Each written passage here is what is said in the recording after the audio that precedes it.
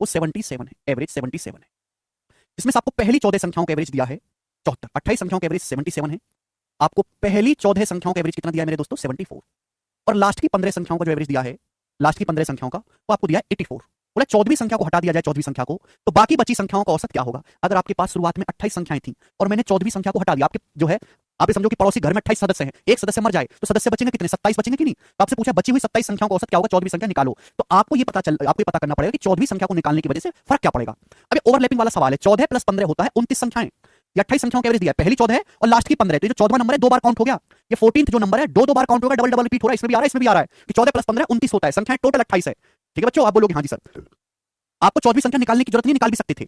Overlapping वाले सवालों में भाई 28 संख्याओं का एवरेज कितना? 28 संख्याओं का एवरेज है 77। हम एवरेज से कंपेयर करेंगे, 77 से 74 कितना कम है? 3 कम है, तो 3 गुणा 14 42। 28 संख्याओं का एवरेज है 77, 77 से 84 कितना ज्यादा है? 7 ज्यादा है। 15 संख्याओं का एवरेज 7 ज्यादा है, तो 15 7 105, तो 105 माइनस 42 आ गया मेरे दोस्तों यहाँ पर 63। यानी कि 14वीं संख्या जो है एवरेज से 63 ज्यादा है।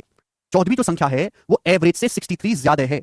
अगर 14वीं संख्या एवरेज से 63 ज्यादा है तो 14वीं संख्या को आप निकालोगे तो 63 का नुकसान हो जाएगा। एवरेज से बड़ी संख्या बाहर निकालोगे, नुकसान होगा, और इस नुकसान को सारे लोग आपस में बांटेंगे। कितने लोग आपस में बांटेंगे? 27 संख्याएं। तो बची 27 संख्याओं का औसत क्या होगा? ये हो जाएगा कि नहीं? आप बोलोगे हाँ जी सर, बिल्कुल सही। तो 14वीं संख्या निकालने की जरूरत नहीं पड़ेगी, बस मुझे पता चलेगा कि 14वीं जो संख्या है वो एवरेज से 63 ज्यादा है, और 14वीं संख्या को निकाल के बाहर फेंकोगे तो इसके निकालने की वजह से 63 का नुकसान होगा, और 63 के नुकसान को 27 संख्याएं आपस में बांट लेंगी, तो बटे 27।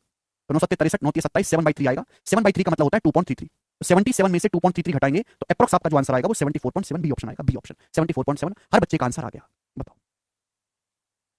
कर पाओगे वैसा सवाल? ठीक है ना, ये सारे ही सवाल प्रीवियस ईयर हैं, ये वही सवाल है